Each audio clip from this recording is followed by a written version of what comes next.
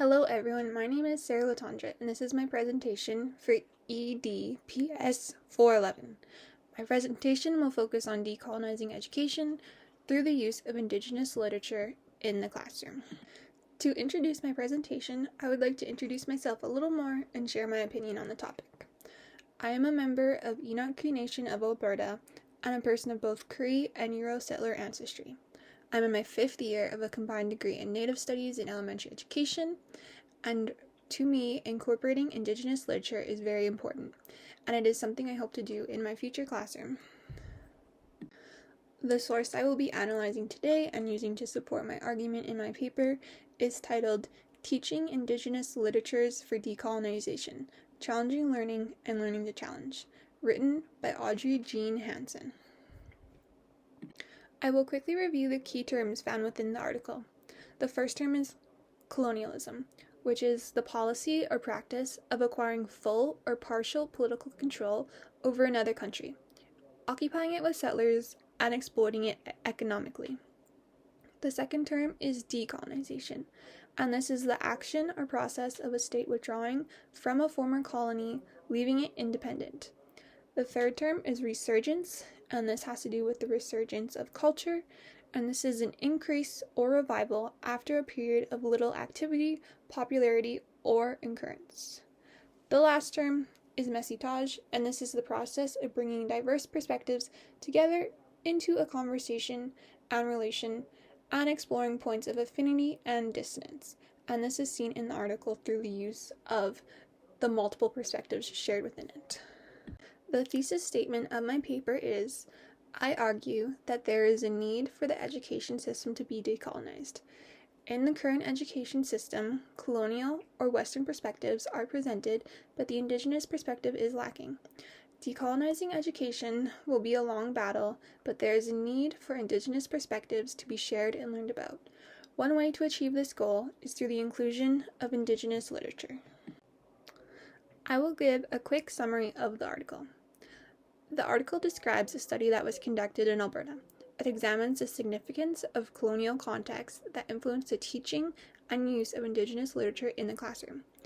It includes the current issues and implications of incorporating Indigenous literature in the classroom and shares the perspectives of Indigenous writers, Indigenous teachers, and non-Indigenous teachers in Alberta.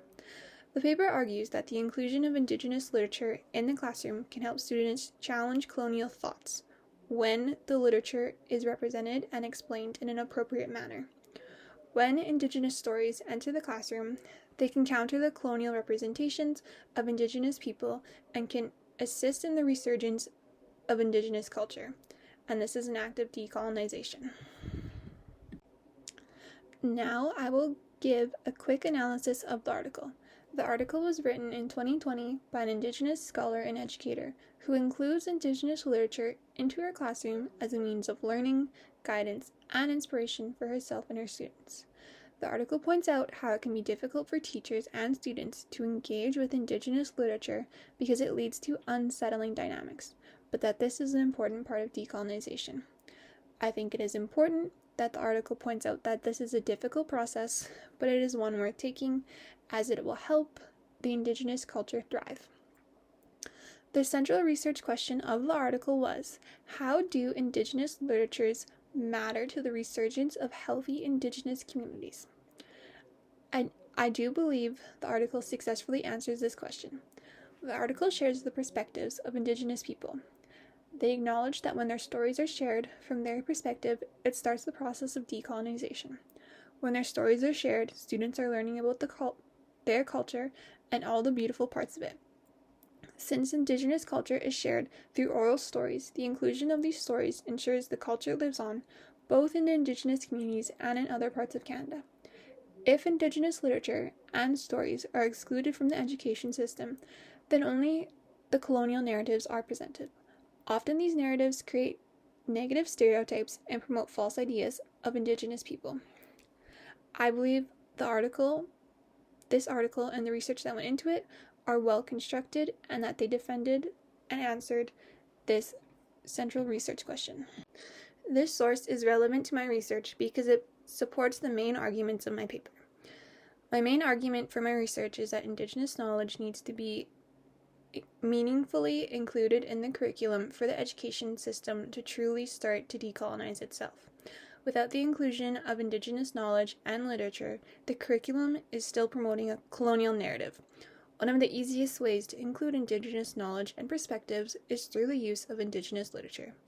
The source is relevant to my research because it contains information on the current implications and issues involved with incorporating Indigenous literature into classrooms in Alberta.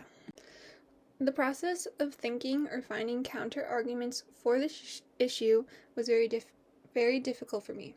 I so strongly believe that Indigenous content and literature deserves a strong place in our education system. Two of the counter-arguments I was able to find or think of include the fact that some individuals may argue that stories told in Indigenous literature may be too dark to include in the classroom. An example of this would be the story of residential schools.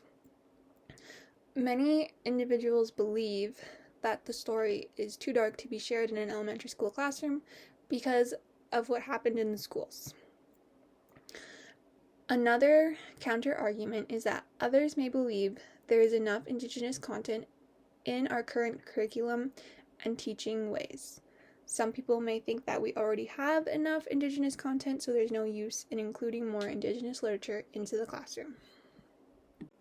So in conclusion, I believe that one major step to take in decolonizing our education system is to include Indigenous literature into our curriculum. When Indigenous literature is shared, the students are learning about the true narratives, perspectives, and stories about Indigenous people. Thank you for taking the time to watch my presentation. I look forward to seeing and answering your questions in the forum.